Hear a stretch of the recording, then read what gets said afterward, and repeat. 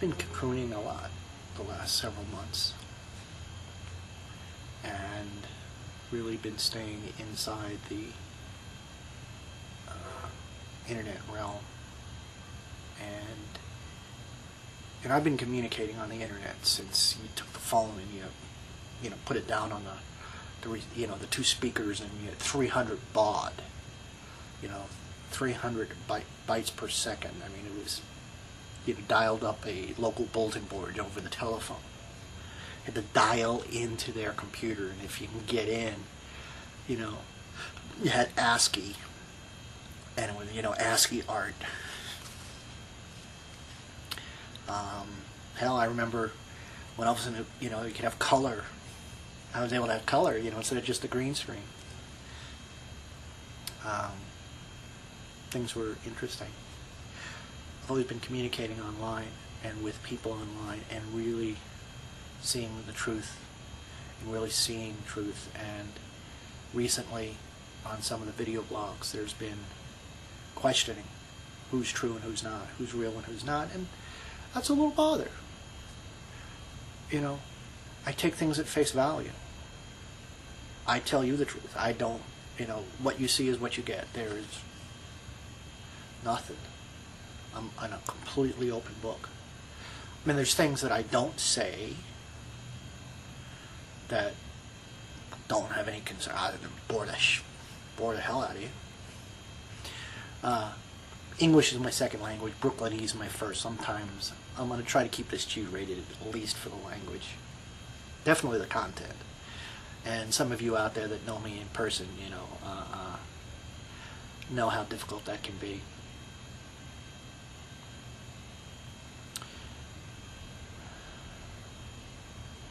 Truth, honesty, trust, confidence in that truth.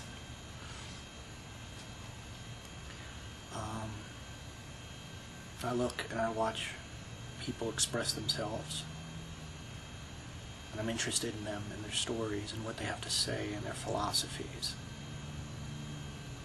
and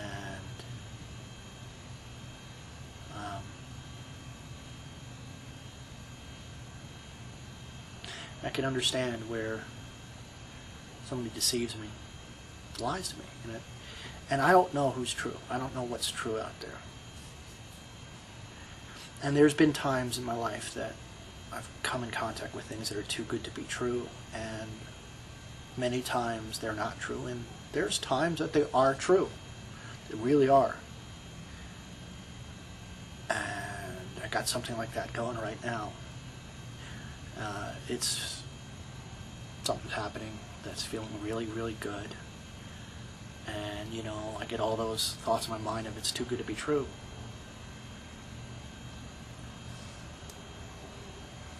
I'm really kind of focusing on what is real and in my life.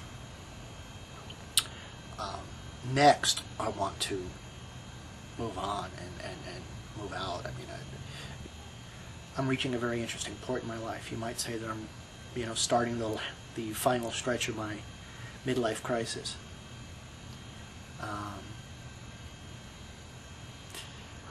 Yeah. I hope so. I can move on and really settle down and really just move on with my life. I had a conversation with a friend of mine, actually, right now, my oldest friend. And also, most of my friends in all of my life have been females. I've been raised by females, my mother, my grandmother. I live with females, my wife, my daughter. I don't know. I'm sorry, guys. I'm a sexist. I think women are better than men. And I've seen, when I saw my wife give birth, there's no doubt in my life, women are better than men. It's just, that's a whole nother story, and I'll just go on from there. But my oldest friend, almost my high school sweetheart, so to speak, we kind of joke about that a little bit. There was some romantic tension there for a while, and we even had a beautiful fling for a few days back when. But most of our life has been about us being friends, and almost me being her big, me being her big brother. And, you know, she's just an extraordinary person, and I've just, you know, and we keep crossing, you know, we keep coming in contact with each other. 10 years go by, and we find each other again.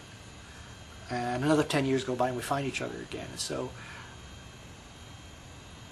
I think this second time we found her, and adjusting to who she is now and who I am now, and not thinking about, you know, that 17-year-old and that 19-year-old back then. It's really been about settling into where I'm going to be and what's next and what the rest of my life will be, the next half. If this is a midlife crisis, it's mid, I'm in the middle. Another half of life left. And that's an interesting notion. There's a TV show starting up, you know, 20 good years. You know, those guys are looking and saying, hey, you got 20 good years. I think I got 40 good years. Maybe more. I ain't the healthiest mother on the planet. But I live. I beat. My heart beats every minute. Every heartbeat is the next step, is a gift. Every breath is a gift. I move forward. And that's what I want to do. I want to live.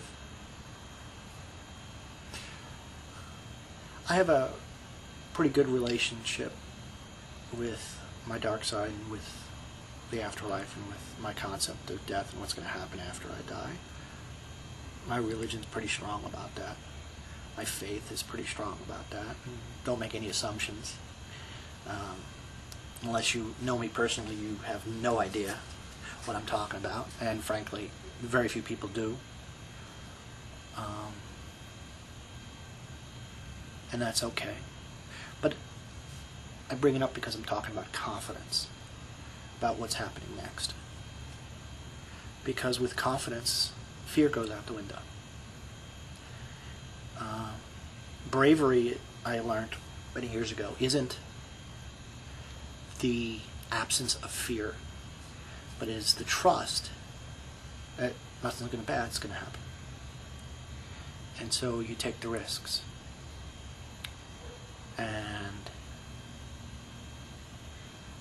hopefully you don't get hurt too bad, or you don't get hurt so bad that you can't recover. Live to fight another day. And that's what I want to do. I want to live to love another day. There you go. Live to love another day.